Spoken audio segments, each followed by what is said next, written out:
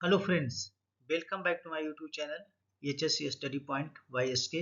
आज हम बात करेंगे what are the safety precaution while using crane. Crane का जब इस्तेमाल कर रहे हैं तो सेफ्टी प्रिकॉशंस क्या क्या लेना चाहिए उसके बारे में बात करेंगे। तो चलिए स्टार्ट करते हैं। Safety precaution during using crane.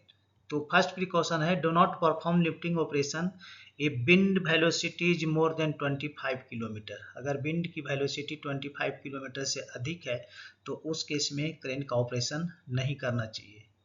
Do not carry out any lift if visibility limited by heavy rain fog low lighting. तो यहाँ पे ये कह रहा है कि कोई भी लिफ्टिंग एक्टिविटी नहीं करनी चाहिए जब विजिबिलिटी पुअर हो। वो विजिबिलिटी चाहे पुअर है जो हैवी रेन के कारण हो या फॉग के कारण हो या लो लाइटिंग के कारण हो, तो उस केस में वहाँ पे है जो क्रेन का ऑपरेशन रोक देना चाहिए। नेक्स्ट है do not carry out heavy lift operation in night hour. Night hour में कभी भी हैवी लिफ्ट ऑपरेशन नहीं करना चाहिए। Do not allow wheel on hydraulic crane to touch the ground while in use. तो यहाँ पे है जब भी हाइड्रोलिक क्रेन का इस्तेमाल कर रहे हैं यानी कि टायर माउंटेड क्रेन का इस्तेमाल कर रहे हैं तो उसका व्हील है जो कभी भी टच जमीन में नहीं होना चाहिए। ये हमेशा आउट रिगर पे खड़ा होना चाहिए और आउट रिगर खड़ा लगाने के बाद क्रेन का जो टायर है वो अप कर देना चाहिए। Check condition of crane along with operator and check experts. तो जब भी क्रेन का बीच बीच में चेक करना जरूरी है और उसके साथ है जो क्रेन का एक्सपर्ट रहेगा और साथ में ऑपरेटर को भी होना चाहिए ताकि क्रेन में क्या प्रॉब्लम है वो पता चल जाए। ऑलवेज विजुअल डैमेज और oil leakage with crane identify report to concern person. जब भी किसी विजुअल डैमेज अगर कुछ नज़र आता है या ऑयल लीकेज हो रहा है तो उस केस में आइडेंटिफाई करना चाहिए और कंसर्न पर्सन को बताना चाहिए ताकि इसका रिपेयर कर सके।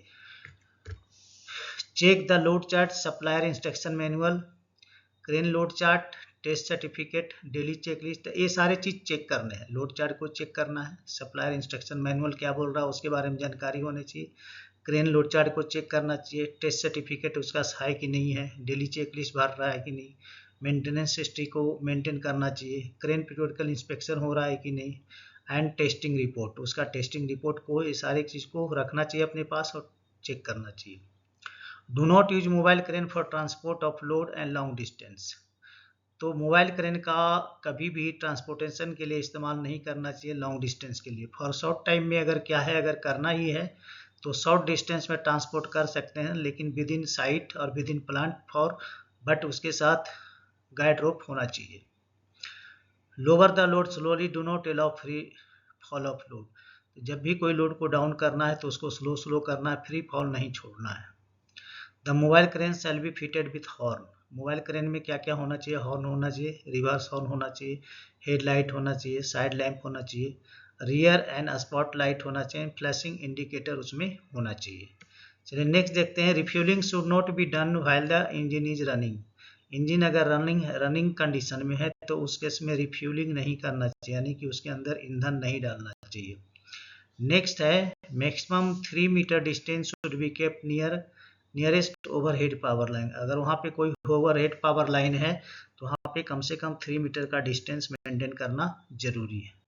चलिए नेक्स्ट देखते हैं। Speed of the tyre mounted crane on the traffic road should be restricted to 10 kilometre. अगर कोई भी टायर माउंटेड क्रेन है जो ट्रैफिक रोड पे जा रहा है तो उसका स्पीड 10 किलोमीटर पर आवर से ज़्यादा नहीं होना चाहिए। Transportation of person with crane is prohibited. Crane से आदमी को ट्रांसपोर्ट नहीं करना है, ओनली ड्राइवर एंड हेल्पर के लिए ही वो अलाउ है, उसमें ड्राइवर और हेल्पर ही जा सकता है। Proper warning like red flag and light shall be highlighted on all the side of the crane to guide nearby traffic. तो यहाँ पे ध्यान रखना है, लाइट जलाना है, हेडलाइट जलाना है, लाइटिंग करना है तक साइड में ताकि लोगों को इसके बारे में जानकारी कोई क्रेन आ रही है। While in transit, जब भी आप ट्रांजिट कर रहे हैं यानी ट्रांसपोर्ट कर रहे हैं, the boom zip must be hookup with the crane body. तो बूम का जो जिप है वो हुक जो उसका है वो क्रेन के बॉडी के साथ क्या होना चाहिए? हुक होना चाहिए। When it is necessary to travel around location with an extended zip, अगर ये जरूरी है कि ट्रेवल उसको एक्सटेंडेड जीप के साथ ही करना है तो डिस्टेंस मस्ट बी शॉर्ट, तो डिस्टेंस कम होना चाहिए। एंड द कॉम्पिटेंट अटेंडेंट उसके कॉम्पिटेंट अटेंडेंट उसके साथ होना चाहिए जो कि क्रेन को चलने में, ऑपरेट करने में असिस्ट करता हो। नेक्स्ट है do not use the crane for dragging the load in horizontal plane. Crane का इस्तेमाल कभी भी लोड को ड्रैग करने के लिए नहीं करना चाहिए, ये गलत है। और ensure at least 3 winding of rope always available on the rope drum. और इंश्योर करें कम से कम 3 वाइंडिंग है जो रोप का वहाँ पे होना चाहिए ड्रम पे। और नेक्स्ट है भाई lifting equipment is operation the operator should not leave the position.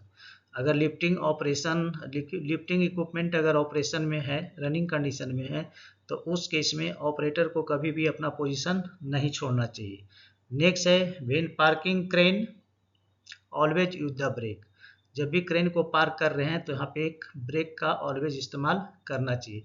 तो दोस्तों अभी आपने देखा कि what are the safety precaution while using crane का इस्तेमाल कर रहे हैं तो क्या क्या सेफ्टी प्रिकॉशन लेना चाहिए। तो चलिए यहाँ पे मैं आपसे रिक्वेस्ट करूँगा, अगर आप हमारे चैनल पे नए हैं तो प्लीज़ चैनल को सब्सक्राइब करें, दोस्तों में ज़रूर शेयर करें और बेल आइकन को ऑल पे सेट कर दें ताकि हमारी सभी वीडियो का नोटिफिकेशन आपको टाइम से मिले। तो चलिए मिलते हैं आपसे नेक्स्ट वीडियो में, तब तक के लिए जय हिंद, वंदे मातरम।